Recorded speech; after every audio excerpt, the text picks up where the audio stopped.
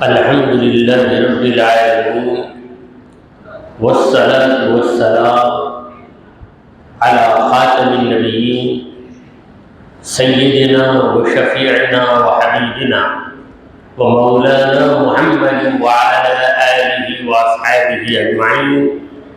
أما بعد فأعوذ بالله من الشيطان الرجيم. بسم الله الرحمن الرحيم. ومن الناس من يعبد الله على حق فإن أصابه خير اطمأن به وإن أصابته فتنة انقلب على وجهه خسر الدنيا والآخرة ذلك هو الخسران المبين. صدق اللہ مولانا العظیم. حاضرین محفل اور محترم خواتین، السلام علیکم ورحمۃ اللہ وبرکاتہ. اللہ رب العزت جل وعلا کا ہم پر بے پناہ کرم ہے کہ اس نے ہمیں آقائے نامدار احمد مختار مدنی تاجدار دونوں جہاں کے سردار حضرت محمد مصطفیٰ رسول خدا صلی اللہ تعالی علیہ وآلہ وسلم کی بابرکت امت میں پیدا فرمایا. محترم حاضرین، جس آیت کریمہ کی میں نے تلاوت کی ہے وہ سورہ حج کی 11ویں آیت ہے. اللہ رب العزت اس آیت مبارکہ ارشاد فرما رہے وَمِنَ النَّاسِ، لوگوں میں چند ایسے بھی ہیں مَن يَعْبُدُ اللَّهَ عَلَى حَقٍّ، جو اللہ کی عبادت کرتے ہیں کسی کنارے پر. فَإِنْ أَصَابَهُ خَيْرٌ، پس اگر انہیں بھلائی پہنچے، فائدہ پہنچے، اطمأن بِهِ، تو وہ دین کے ساتھ مطمئن ہوتا ہے. وَإِنْ أَصَابَتْهُ فِتْنَةٌ، اگر اسے کوئی آزمائش پہنچتی ہے، انقلب علی وجہہ، اپنے چہرے کے بل پلٹ جاتا ہے. خسر الدنیا والآخرہ، یہ دنیا میں بھی نقصان اٹھایا، آخرت میں بھی نقصان اٹھایا. ذَلِكَ هُوَ الْخُسْرَانُ الْمُبِينُ، وہی تو بہت بڑا نقصان، کھلا نقصان.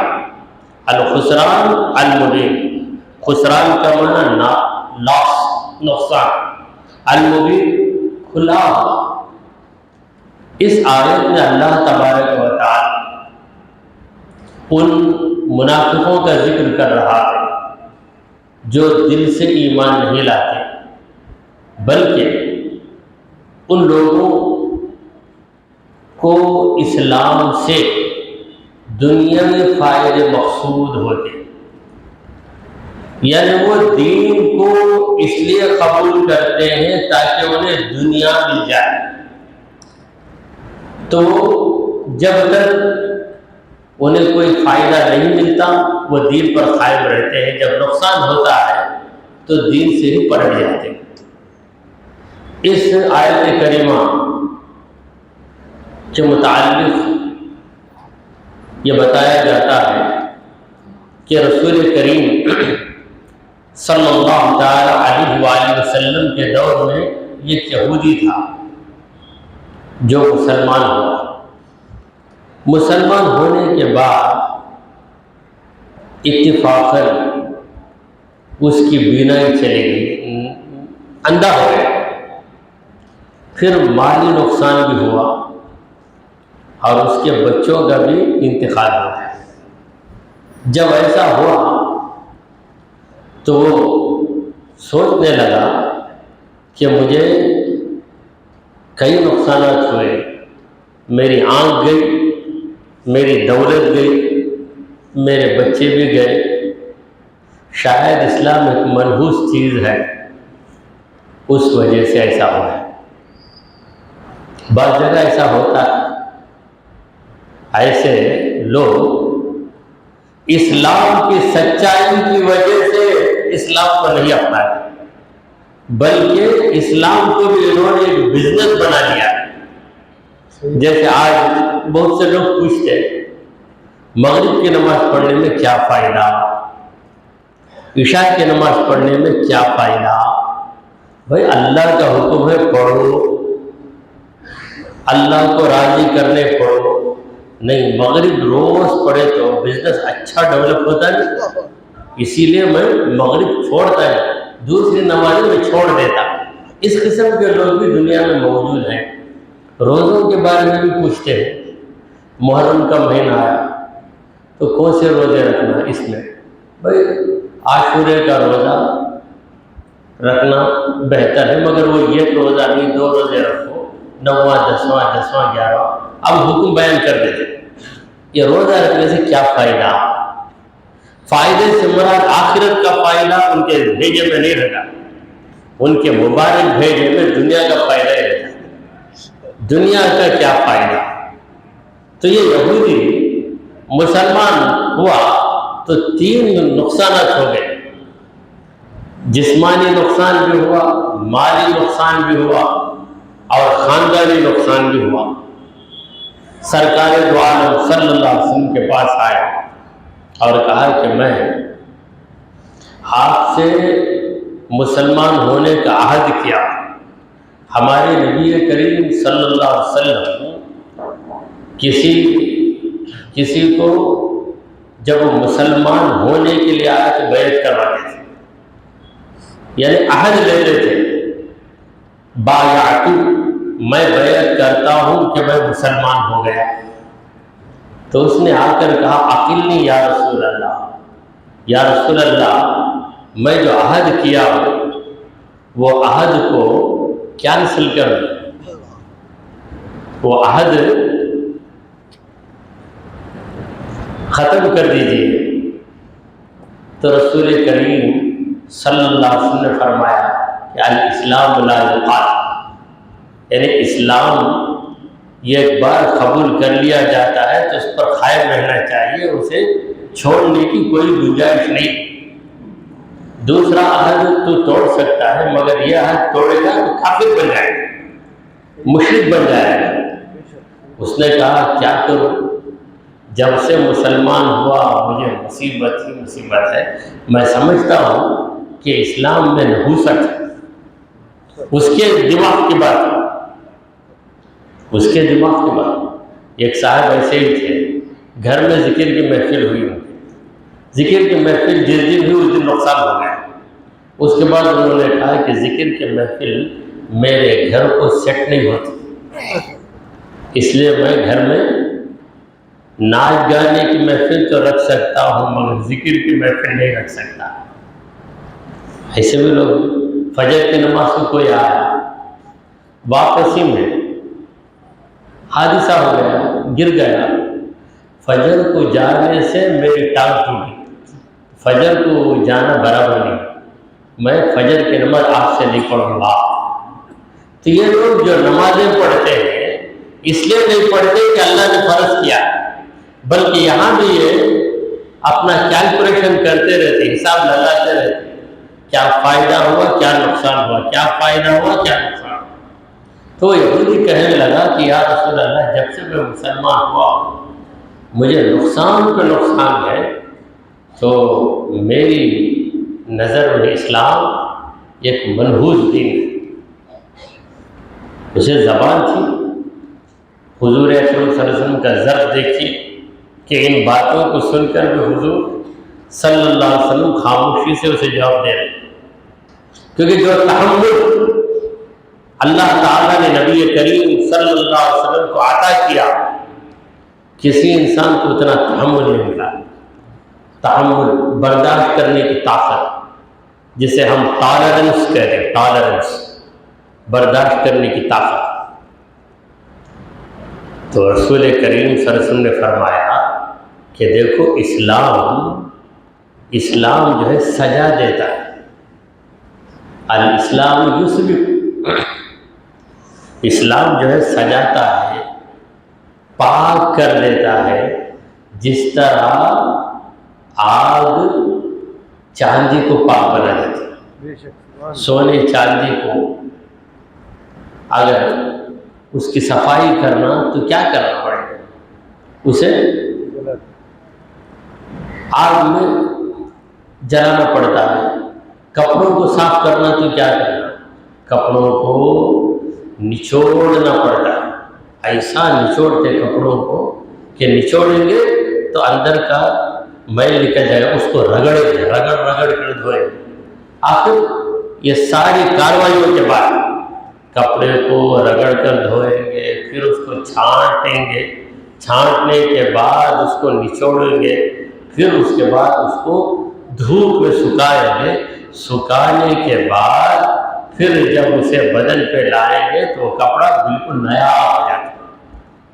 مطلب یہ ہے کہ سونا چاندی یا کوئی بھی دھات رہے، اس کی صفائی کے سلسلے میں اسے کئی مصیبتوں سے گزرنا پڑتا ہے۔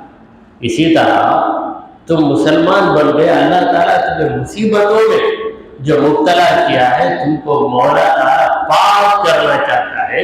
یہ مصیبت تمہارے حق میں مصیبت نہیں بلکہ رحمت ہی رحمت ہے۔ دیکھیے زخم ہو گیا، اندر پیپ جم گیا، تب ڈاکٹر کیا کرتا ہے؟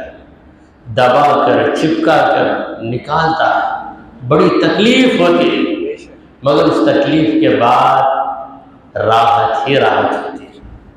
تو یہ تو مصیبتیں آئی، رسول کریم صلی اللہ علیہ وسلم نے اسے سمجھایا کہ دیکھ یہ جو مصیبت آئی ہے، اس مصیبت کی وجہ سے اللہ تبارک و تعالیٰ تجھے پاک کر رہا ہے، تیرے دل کو روشن کر رہا ہے۔ مگر اس نے اس بات کو قبول نہیں کیا، پلٹ گیا۔ تو ایسے کئی لوگ ہیں دیہات کے رہنے والے، مدینے کے قریب کئی دیہات تھے، وہاں کے لوگ ایسے تھے کہ ان میں غور و فکر کرنے کی صلاحیت نہیں تھی، جہاں فائدہ ملتا وہاں پہنچ جائے۔ تو اسلام کو بھی انہوں نے فائدے کے لیے، اگر ہم مسلمان بن گئے تو ہم کو زکوٰۃ ملے گی، فطرے ملیں گے، اگر ہم کافر ہی رہے تو کوئی مسلمان ہم کو زکوٰۃ نہیں دے گا، اس وقت۔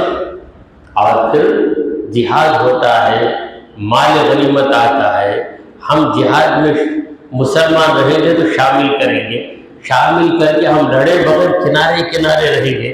جب مسلمان جنگ جیت کر مال غنیمت آئے گا تو ہم چونکہ جہاد میں شامل ہو، کنارے کنارے ہی تھے مگر وی آر دا پارٹیسپینٹس، ہم شامل ہو گئے، گول کہ ہم نے حصہ نہیں لیا، اس میں حقدار بن جائے، مال غنیمت کے لیے، زکوٰۃ کے لیے، فطرے کے لیے، اور پھر عام طور پر مسلمانوں کی سخاوت۔ آج کے دور میں بھی ایسا ہے، رمضان کے مہینے میں کئی مسجدوں، تمل ناڈو میں تو اس طرح نہیں ہوا، آندھرا میں کئی مسجدوں میں ایسے ہیں کہ باقاعدہ لمبا جبہ، ٹوپی، داڑھی پہن کر بھیک مانگنے کے لیے آ جاتے ہیں۔ بعض جگہ لوگ پکڑے گئے، جب پکڑے گئے، پوچھ تاچھ کی گئی، ان کا آدھار کارڈ پوچھا گیا، تب پتہ چلا کہ وہ مسلمان سرے سے ہے نہیں، وہ دوسری قوم کا آدمی ہے۔ اسے پتا ہے کہ رمضان میں مسلمان سخاوت کرتے ہیں، اس لیے مسلمان کا حلیہ ڈال کر گویا کہ وہ ایک حافظ قرآن ہے یا کسی مدرسے کا استاد ہے، اس طرح یہ اعلان کر کے کھڑا ہو جاتا ہے۔ تو کسی نے بہت غور سے دیکھ کر پہچاننے کے بعد جب اس کو پکڑ کر پوچھ تاچھ کی گئی، تب اس نے راز بتایا کہ میں مسلمان ہی نہیں ہوں، مجھے پتا ہے، اس لیے میں ظہر کی نماز کیسے پڑھا، مجھے پڑھنا نہیں آتا، سب کو دیکھا میں پیچھے، وہ جھکا میں بھی جھک گیا، وہ اٹھا میں بھی اٹھ گیا۔ تو ایسے بھی لوگ ہیں جو محض دنیاوی فائدے کے لیے مسلمان ہیں۔ تو ہم جو دین پر عمل کرتے ہیں، دنیاوی فائدہ ہم کو مقصود ہے۔ بہت سے لوگ بڑی سادگی سے کہتے کیا مولوی صاحب برابر نماز پڑھتا ہوں، کسی کو دغا بھی نہیں دیتا ہوں، میں برابر سخاوت کرتا ہوں، مجھے ہی مصیبت آتی دوسرا وہ جو ہے نماز بھی نہیں پڑھتا، جھوٹ بولتا، دھوکہ دیتا، گھر پہ گھر خرید رہا ہے، اس کا بزنس بہت ترقی کر رہا ہے، ڈیولپمنٹ پہ ڈیولپمنٹ، ترقی پہ ترقی اسے حاصل ہوتی ہے، تو ہم لوگ نیک رہ کر کیا فائدہ؟ اللہ تعالیٰ کیوں ہم لوگوں کو ہی ستاتا ایسی کفریہ باتیں کر کے؟ تو انہیں جان لینا چاہیے کہ وہ گویا چاندی ہے جو بھٹی میں ان کو پگھلایا جا رہا ہے۔ شاعر کہتا ہے نامی کوئی بغیر مشقت نہیں ہوا، نامی کوئی بغیر مشقت نہیں ہوا، 100 بار جب عقیق کٹا تب نہیں ہوا۔ بادشاہ کی انگوٹھی کا نگ بنتا ہے ایک پتھر جسے عقیق کہتے ہیں، یہ یوں ہی نہیں بڑھ جاتا، اس کو بسولوں سے کاٹا جاتا ہے، یہاں تک کہ اس کا سائز، اس کی مقدار انگوٹھی کے نگ کے برابر ہو جاتی ہے، تب وہ بادشاہ کی انگوٹھی کی زینت بن جاتا ہے۔ نامی کوئی بغیر مشقت نہیں ہوا، 100 بار جب عقیق کٹا تب نہیں۔ صحابہ کرام پر کیسی مصیبتیں ٹوٹ پڑی تھی، صحابہ کرام نے صبر کیا، ان کو ان کے وطن سے نکال دیا گیا۔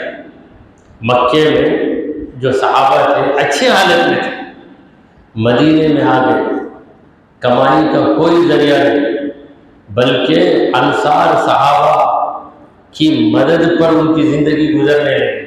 بعد میں اللہ نے ان کو ترقی دی، مگر ایک دور گزرا، تنگیوں کا دور گزرا۔ پروردگار عالم نے فرمایا فَإِنَّ مَعَ الْعُسْرِ يُسْرًا، إِنَّ مَعَ الْعُسْرِ يُسْرًا، یقیناً تنگی کے ساتھ آسانی ہے، یقیناً تنگی کے ساتھ آسانی۔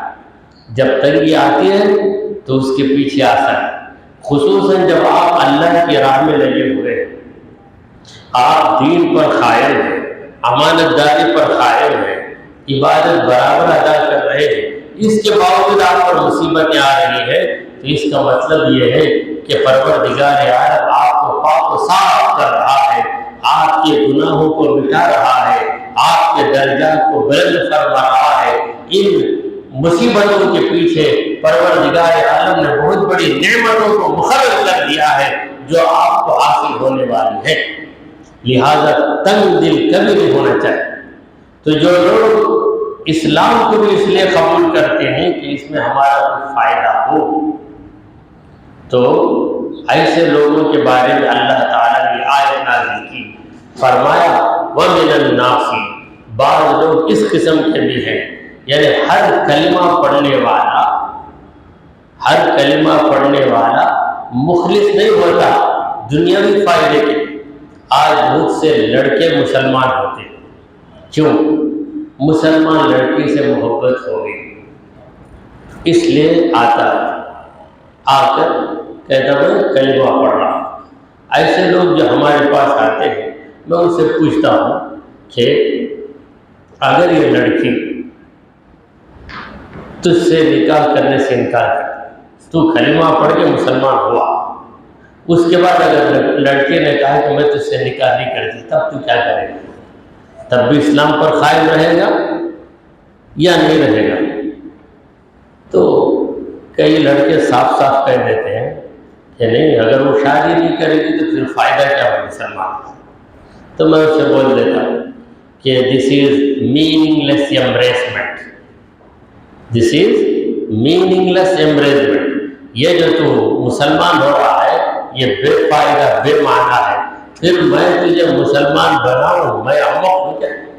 جب تو کلمہ دل سے نہیں پڑھ رہا، پھر جا کے سنبھل کے آتا نہیں، وہ چھوٹ گئی بھی تو میں اس کو سکھا کر بھیجتا، ایسا جا کر بولتا۔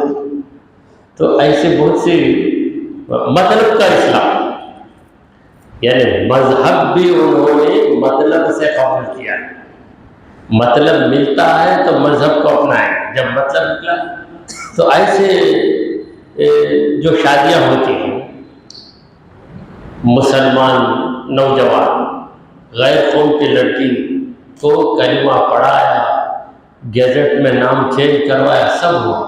2 مہینے کے بعد وہ کہتی ہے، پھر دیکھیے منہ میں نوالا جانے تک لذت، نوالا جا کے حلق سے اتر گیا تو اس کی لذت ختم۔ تو شادی کے پہلے تک بڑی محبت رہتی، شادی ہو گئی، 1.5-2 مہینے گزر گئے، اب اس کے بعد پرانے ہو گئے، پھر اس کے ماں باپ اس کو وہاں سے تنگ کرتے رہتے۔ آخر ایک دن بولتی، کیا تمہاری بات مان کر میں مسلمان بنوں، میری بات مان کر تم میرے مذہب کو اختیار کرو، ہمیشہ نہیں، 1 مہینہ میرے طریقے پہ ہو، دوسرا مہینہ میں تمہارے طریقے پہ رہوں۔ وہاں سے جھگڑا تکرار، آخر کار دونوں الگ ہو جاتے، دونوں الگ ہو جاتے۔ اسی لیے ہم کہتے ہیں کہ ماں باپ چن کر جو رشتہ اپناتے ہیں اس کے اندر جو مزہ ہے، یہ جذبات میں آتا ہے۔ دیکھیے جوانی میں ہر ایک سندر لگتا ہے، یہاں تک کہ بندر بھی سندر لگتا ہے جوانی۔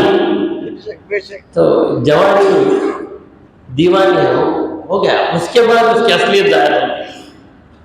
میں غلطی کر دیا نا، کون سمجھائے، چچا بھی سمجھائے، ماموں بھی سمجھائے، امام صاحب بھی سمجھائے، سب سمجھائے، میں نہیں مان۔ اب میں پچھتاتا ہوں، پھنس گئے، وہ جا کے اپنے گھر میں بیٹھ گئی، بولتے نہیں میں میرے طریقے پر ہی ہوں، تیرے طریقے پر نہیں، آ گئی گزر۔ پھر وہ جاتی ہے، عرضی دے کے کہتی کہ نہیں میں میرا پرانا نام ہی میں رکھنا چاہتی ہوں، عرضی دے کر پھر نام بدل لیتی، کیا ہوگا؟ تو آج کل یہ چیز بہت پھیلتی جا رہی ہے، ماں باپ تنگ آ جاتے، ماں باپ سمجھاتے لیکن مانتا ہی نہیں، کیا کرے، مجبور ہو جاتے، ورنہ یہ دھمکی دیتا اگر ایسا ہی کرے تو میں بھاگ جاؤں، میں اسے مسلمان بنائے بغیر نکاح کرنا، ماں باپ کو دھمکی دیتے۔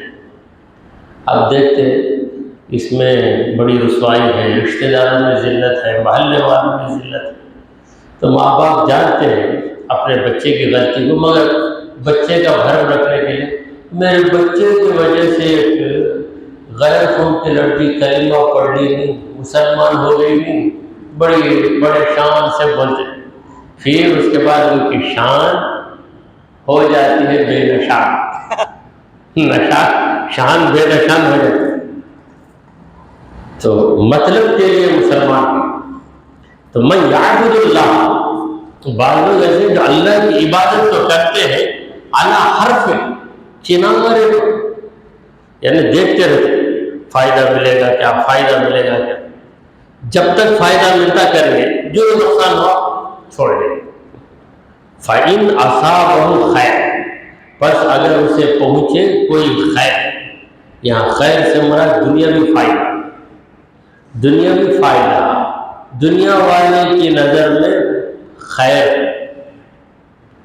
مومن کی نظر میں آخرت کے فائدے میں زیادہ خیر، تو یہاں کا خیر، یہاں کے فائدے کو ہم بھی خیر ہی کہتے ہیں، رزق حلال وہ خیر، مگر جس رزق کے لیے دین کو برباد کرنا پڑتا ہے اس رزق کی ہمیں کیا ضرورت ہے؟ ویسے تو اللہ رزاق ہے، رزق دینے ہی والا ہے۔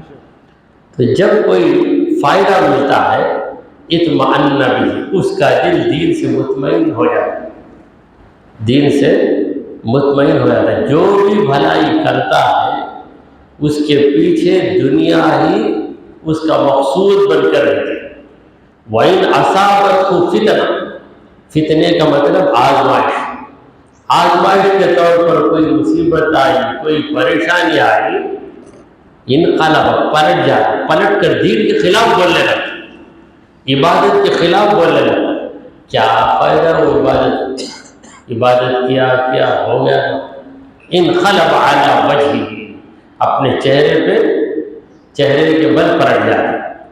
دیکھیے کوئی نوجوان روزہ رکھا، اسے منع کیا گیا، اس کے باوجود شوق میں روزہ رکھا، روزے کی وجہ سے اس کی موت آ گئی، اس کے ماں باپ اگر دیندار ہیں تو کہیں گے ٹھیک ہے، روزے کی وجہ سے میرے بچے کو موت آئی، ہمیں فخر ہے کہ روزے کی حالت میں ہمارا بیٹا دنیا سے گیا۔ اگر دنیا ان کا مقصود ہو، بولا نفر کو لگا اس واسطے میں روزہ رکھنا چھوڑتا رہا، میرا دل اکھڑ گیا، میرا دل روزے سے میرے دل میں نفرت آ گئی، ایسی باتیں کرتے کیوں بھائی؟ میرا بچہ روزہ رہ کر چلے گا۔ ایک صاحب بولے میں 11ویں شریف نہیں کرتا۔ کیوں بھائی نہیں کرتے؟ پہلے کرتا تھا اب نہیں کرتا، کیوں؟ کیا تم کو کچھ دلائل سے معلوم ہو گیا کیا 11ویں نہیں کر رہی؟ میری ایک بیٹی تھی، ہر سال میں 11ویں کرتا، 11ویں کر کے دوسرے مہینے میں گزر گئی، دوسرے مہینے میں گزر گئی۔ اس کا سوچا 11ویں کر کے بھی فائدہ کیا، میری بیٹی مر گئی نا، اس وقت 11ویں چھوڑا ہے۔ تو یہ حالت ہے، تو پھر 11ویں کرنے والے دنیا سے جائیں گے نہیں کیا؟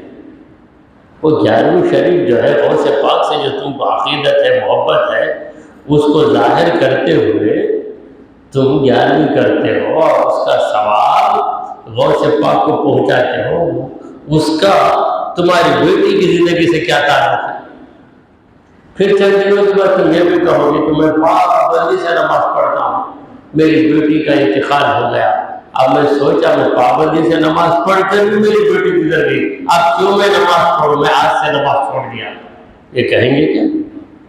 تو اس قسم کا جو عقیدہ وہ لوگ ان کا ایمان ڈگمگاتا ہے، گویا وہ ایسے ہی کیٹ آن دا وال کی طرح کسی پہاڑ کی بلندی کے کنارے پہ کوئی کھڑ جائے، پتہ نہیں کب تک کھڑے گا، کب گر جائے، تو کب تک عبادت کرے گا، کب پلٹ جائے پتہ نہیں۔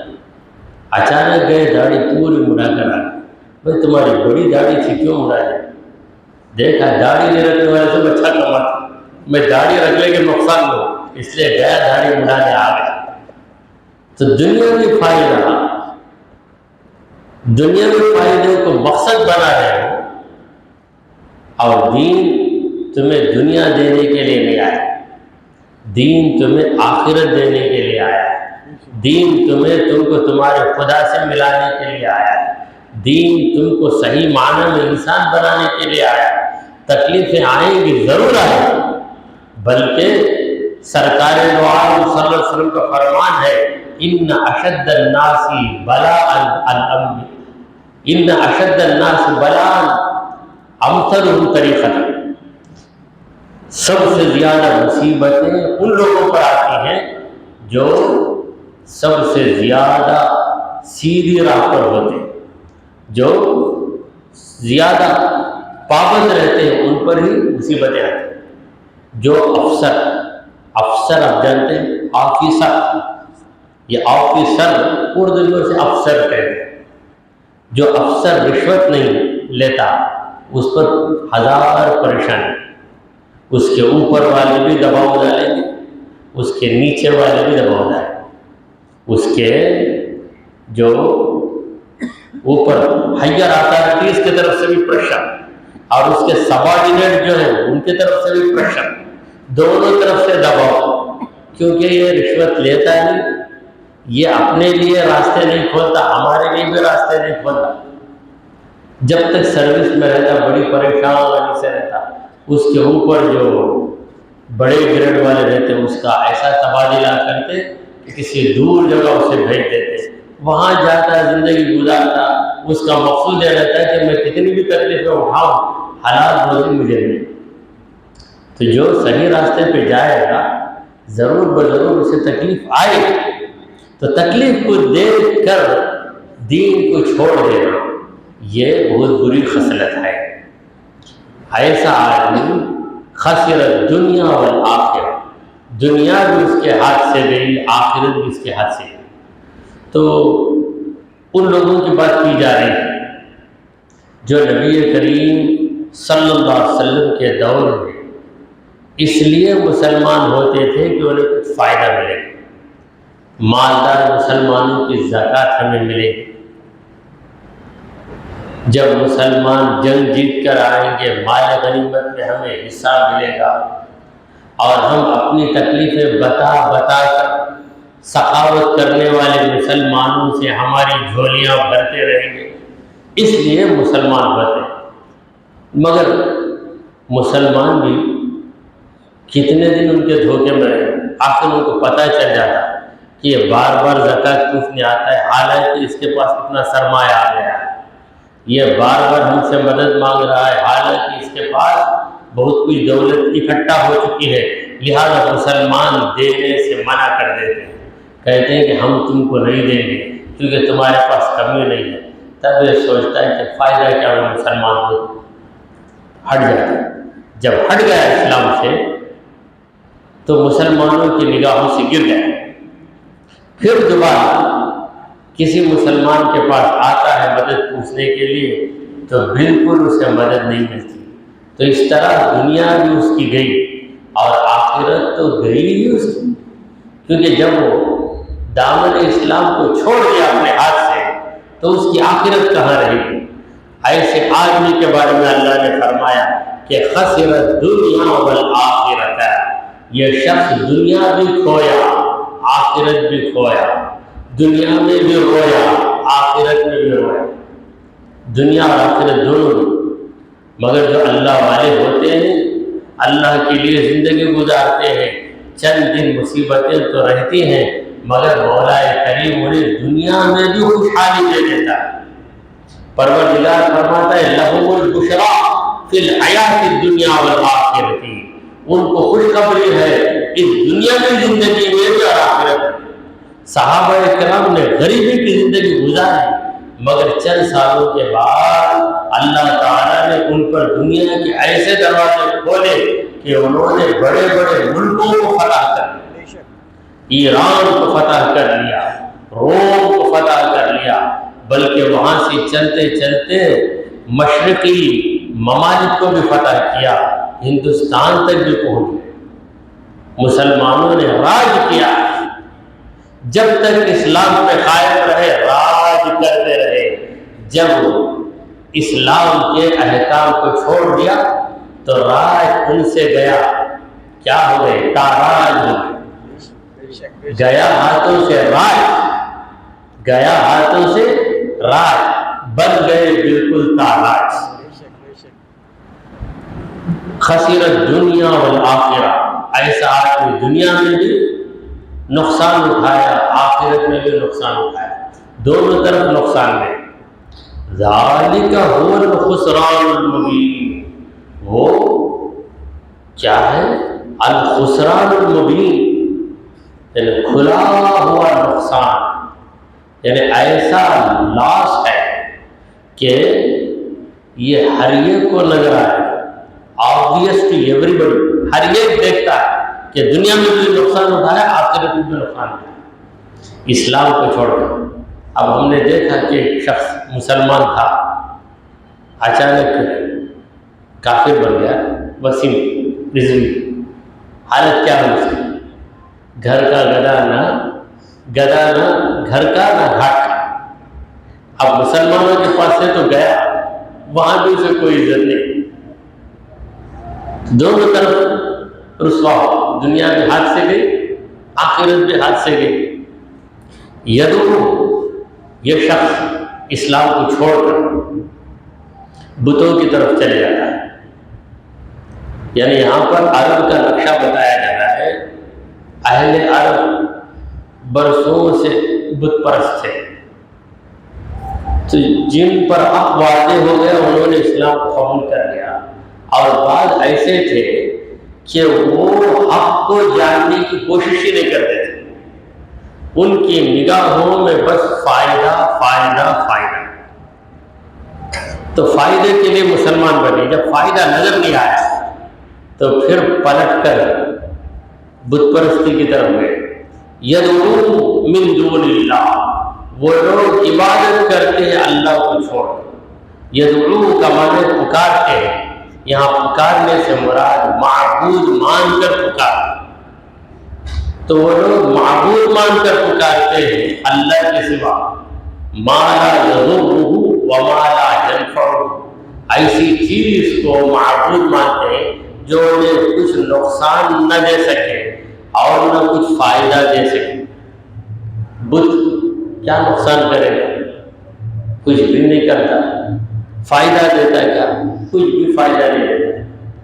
ذالک هو الضلال البعید، بلکہ وہی بہت دور کی گمراہی، بہت دور کی، بہت بھاری بھاری گمراہی کہ اللہ تعالیٰ نے تمہارے لیے ہدایت کا راستہ کھولا، تم کو کلمہ پڑھنے کی توفیق دی، مگر پھر تم نے دنیاوی فائدے کو اپنا مقصد بنا کر اسلام سے ہٹ گئے۔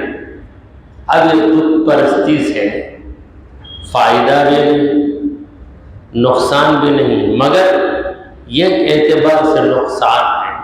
وہ نقصان یہ ہے کہ بت پرستی کی وجہ سے آخرت میں ان سے رسوا ہونا پڑے گا۔ یدعو، یہ عبادت کر رہا، معبود مان کر بلاتا۔ بلانے میں فرق ہے۔ معبود مان کر بلانا شرک ہے، کسی کو اس کی حیثیت سے بلا، میرے بھائی کو میں اے میرے بھائی کہوں تو یہ بلانا شرک نہیں۔ اپنے استاذ کو یا استاد یا اے میرے استاد کہوں تو یہ شرک نہیں۔ باپ کو میں کہوں یا ابتی اے میرے ابا جان تو شرک نہیں۔ بیٹے سے میں کہوں یا بنیا اے میرے بیٹے، شرک نہیں۔ رسول اللہ کو پکارو یا رسول اللہ، شرک نہیں، کیونکہ رسول اللہ کو رسول اللہ مان کر ہی پکارا۔ اگر معبود مان کر پکارے گا تو واقعی شرک ہو جائے گا۔ تو یہ لوگ بت کو بت مان کر نہیں پکارتے تھے، معبود مان کر پکارتے تھے۔ اگر کسی بت کے سامنے جاتا یا ایھا اللات، لات جو ہے بت کا نام ہے، مشرکین مکہ جن بتوں کی عبادت کرتے تھے ان میں ایک مشہور بت کا نام لات، دوسرے کا نام عزا، تیسرے کا نام منات۔ تو ایھا اللات، اے لات، لا تضر ولا تنفع، تو مجھے نقصان بھی نہیں دے سکتا، فائدہ بھی نہیں دے سکتا۔ اب میں پکارا ہوں بت کو، کیا سمجھ کر؟ پتھر سمجھ کر، تو یہ شرک نہیں۔ خدا مان کر پکارے گا تو شرک۔ اب یہ قرآن میں جہاں جہاں پکارنے کی بات آتی ہے، بعض لوگ اس سے یہ مراد لیتے ہیں کہ پکارنا شرک ہے، پکارنا شرک ہے۔ تو پکارنا شرک ہو جائے گا تو زندگی گزارنا مشکل ہو جائے گا۔ آپ کسی کو پکارے بغیر کیسے رہ سکتے؟ آپ کے نوکر کو آپ پکاریں گے نہیں، کسی کو بزرگ مان کر نہیں پکارنا، کسی کو بزرگ نہیں مانیں گے تو ان کی توہین کریں گے۔ بزرگ کی توہین کرنا بھی کفر ہے۔ رسول اللہ کو اگر بزرگ نہیں مانیں گے تو پھر کیا مانیں گے؟ تو رسول اللہ کو بزرگ مان کر ہی تو پکاریں گے یا رسول اللہ۔ اگر بزرگ مانے بغیر پکاریں گے تو پھر تمہاری رگ کٹ جائے، ایمان کی رگ کٹ جائے، تم مومن نہیں رہو گے۔ تو معبود مان کر پکارنا یہ منع، یہ قاعدہ ہے، اسے ذہن میں رکھیں۔ یہ قاعدہ ہٹ گیا تو پھر آدمی ڈگمگانے لگتا ہے، صحیح کو غلط بتاتا ہے، غلط کو صحیح بتاتا ہے۔ اسی لیے ہمارے جتنے مفسرین اہل سنت والجماعت کے یدعو، اس کی تفسیر کیسے کرتے ہیں؟ ای یعبدو، یدعو پکارتا ہے، اس کا مطلب ہے عبادت کرتا ہے، یعنی معبود مان کر پکارتا ہے۔ تفسیر جلالین اپنے مشہور تفسیر ہے جو تمام دینی مدارس جہاں پہ درس نظامی ہے وہاں پر تفسیر جلالین کا درس دیا جاتا ہے۔ تو ایسی جگہ یدعو کی جگہ حضرت جلال الدین سیوطی رحمۃ اللہ علیہ وضاحت کرتے ہیں ای یعبدو، یدعو کا معنی جو یعبدو ہے، عبادت کرتے ہیں۔ یہ لوگ عبادت کرتے ہیں، لمن ضرہ اقرب من نفعہ، اس کی عبادت کرتے ہیں جس کا نقصان اس کے فائدے کی بنسبت زیادہ خرید. یعنی یہ بت کی عبادت کرتے ہیں یا درخت کی عبادت کرتے ہیں، اس سے فائدہ تو ملے گا نہیں مگر نقصان تو ضرور ہو. دیکھیے اگر کوئی